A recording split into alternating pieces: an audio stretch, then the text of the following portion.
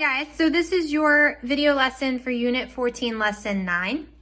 I'm going to do my best to work around this. He just is a needy little kitty today. Before we begin this lesson, if you guys could get a separate sheet of paper, I just want you to have these rules available to you for the lesson and also for the quiz you're going to have to take after this lesson. So when you're working with angles, they're either going to be central, on the circle, in the circle, or outside of the circle. And your main rules here, first is central. So you know you have a central angle when the vertex is on the center. So this angle here, and that's going to be equal to the arc it intercepts. So if this arc is 90, this angle is 90. If you have an angle that is on the circle, meaning the vertex of that angle is on the circle, that angle is going to be half of the intercepting arc. So in both these scenarios, this is an inscribed angle. This is a combination of a chord and a tangent. Regardless, the vertex is on the circle. So because the vertex is on the circle, it's going to be half of the arc. So if the arc is 80, the angle is 80. If the arc is 80, the angle is 40. I'm sorry, I meant to say 40 for that one too. Next case, your angle is in the circle. Okay, so it's not central and it is created by two intersecting chords. That is going to be half of the sum of your intercepted arcs. Okay, so if this arc is 80 and this arc is 100, the sum of those two arcs is 180. Half of that sum is 90, giving you 90-degree angles. You were better where you were before, thank you. Last case, outside of the circle. Outside of the circle could be two tangents, two secants, or a tangent and a secant. That's what I have in this picture here. So that's going to be half of the difference of the major arc, the bigger one, and the minor arc. 200 minus 100 is 100, and half of that is 50. So this party hat out here is 50 degrees.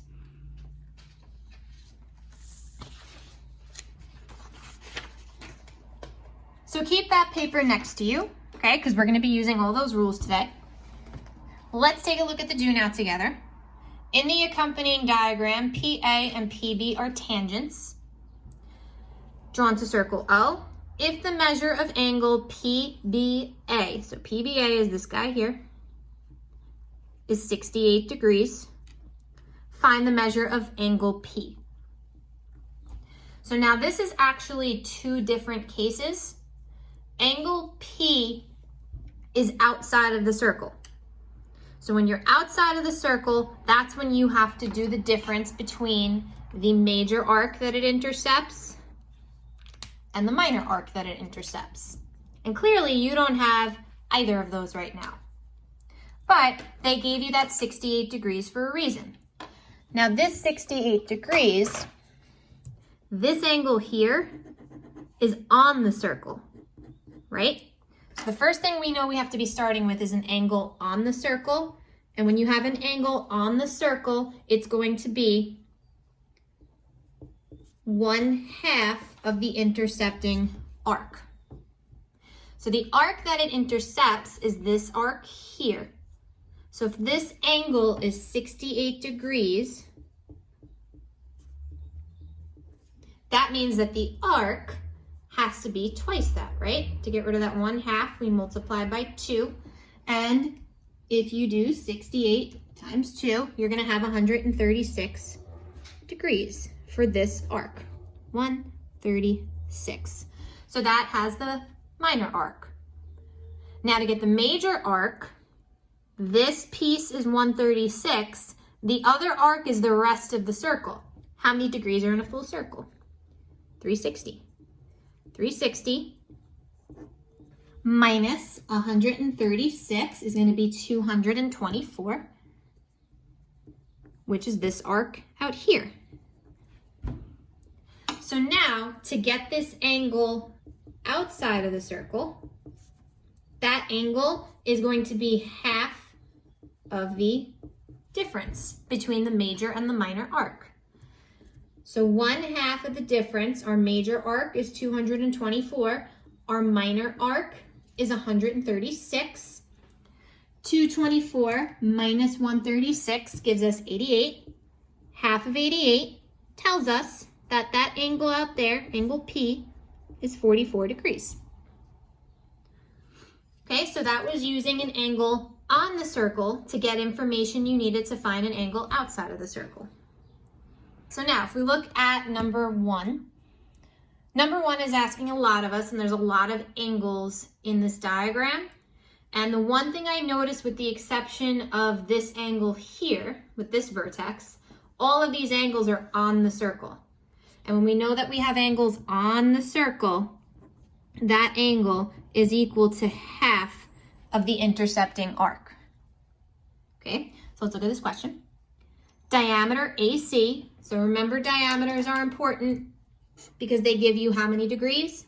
180, right?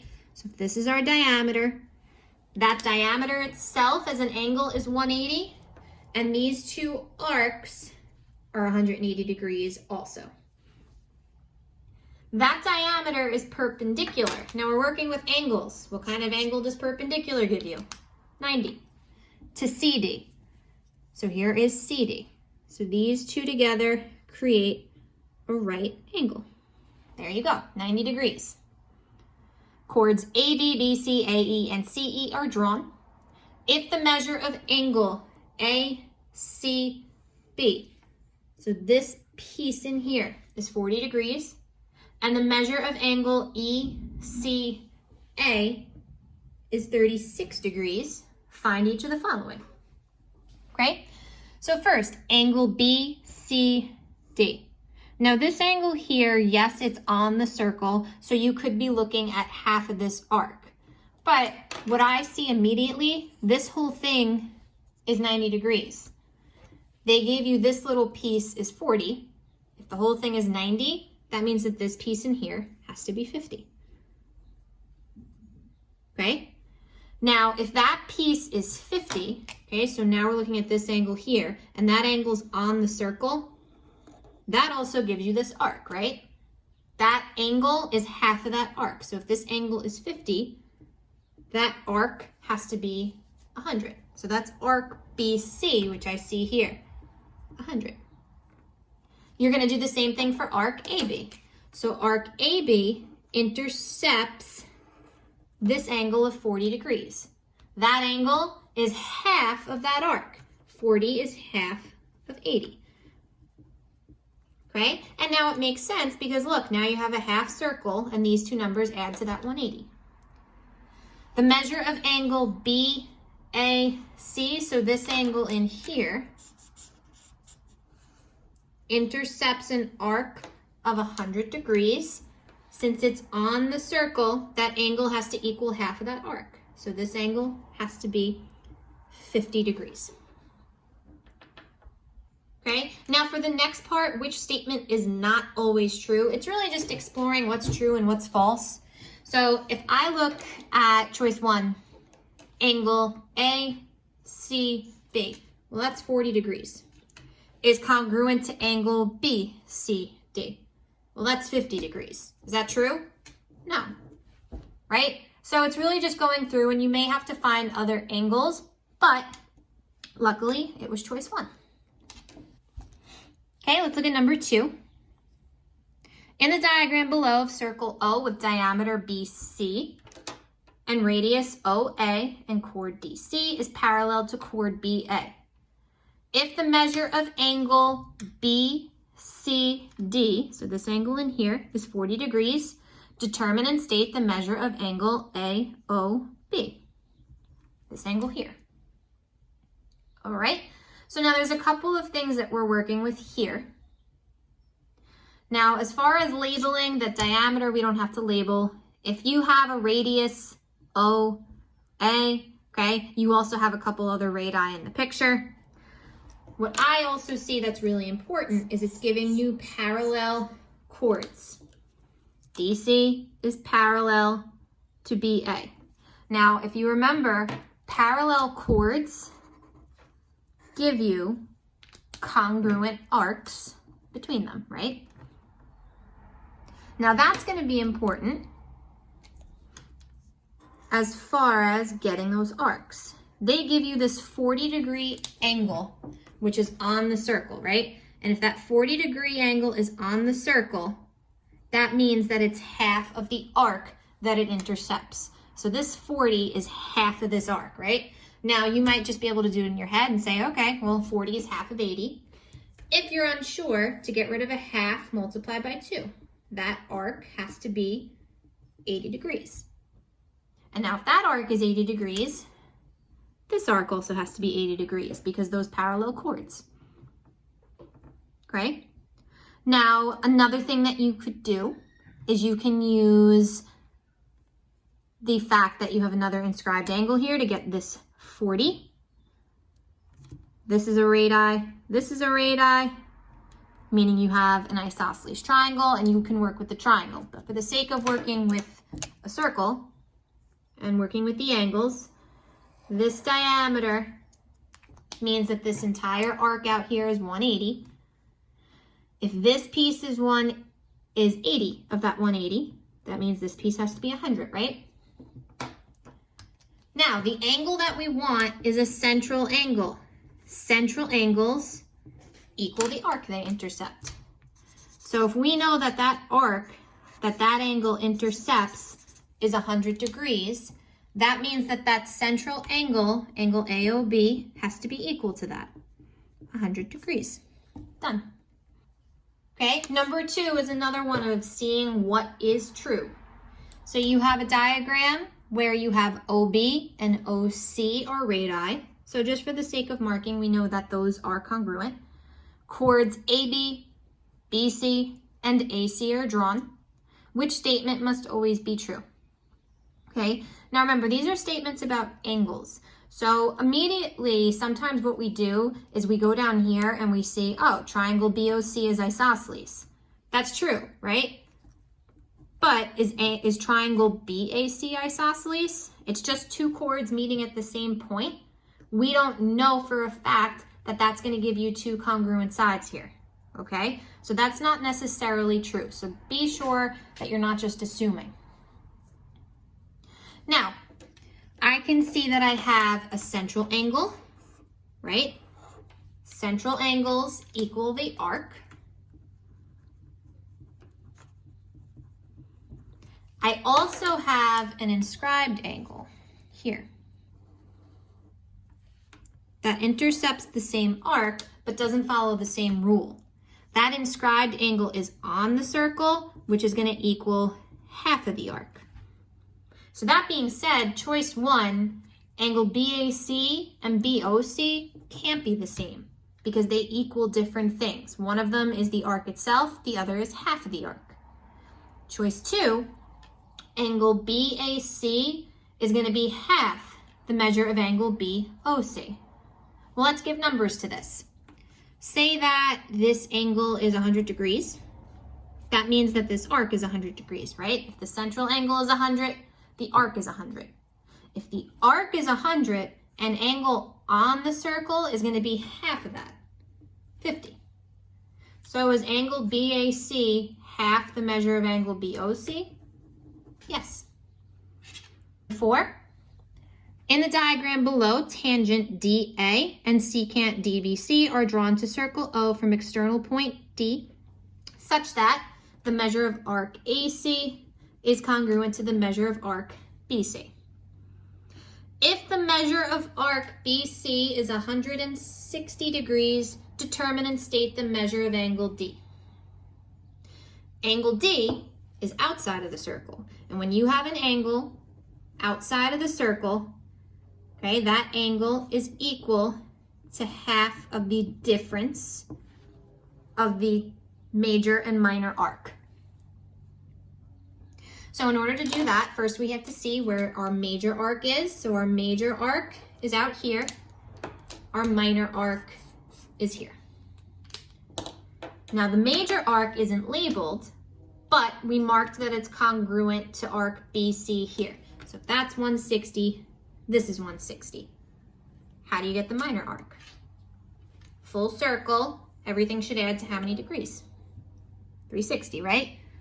So if we add, and I'm just going to do it for the sake of saving space, 160 and 160, and we subtract that number from 360, The remaining piece is going to give you the minor arc, 40, right? So now here we go. This angle is going to be half the difference of the major arc and the minor arc. 160 minus 40 is 120. Half of 120 tells us that angle D is 60 degrees. Number 5. In the diagram below, the measure of arc A, B, C. So this entire arc is 280 degrees. If this entire arc is 280, there's only this piece remaining in the circle. And again, just to save space, 360 minus 280 means the remaining piece is 80 degrees. What is the number of degrees in the measure of angle ABC? Is this angle central? Is it in the circle? Is it on the circle? Is it outside the circle? The vertex of that angle, is on the circle. Meaning that angle, write down the rule, is half of the arc. This angle intercepts an arc of 80 degrees. Half of 80 tells us that angle ABC is 40 degrees. This last one I'm going to do with you, and then you're going to finish the last couple questions, is a new rule, super straightforward rule though. Quadrilateral ABCD is inscribed in circle O. If the measure of angle A is 80, the measure of angle B is 75, the measure of angle C is y plus 30, and the measure of angle D is x minus 10. Which statement is true? And it's giving you values of x and y. Okay, now the first thing you have to acknowledge is this is a quadrilateral, right? And in a quadrilateral, how many degrees should we have? 360, okay? Now, if this is 360 degrees, to equally space that out, we have the rule opposite angles. So opposite angles inscribed in a quadrilateral in a circle are supplementary. What does supplementary mean? They add to 180 degrees, right? So if I'm looking at these angles here, B and D, all of those combined, so 75 plus x minus 10 has to give us 180 degrees. Combine like terms and subtract, you're gonna have x is 115.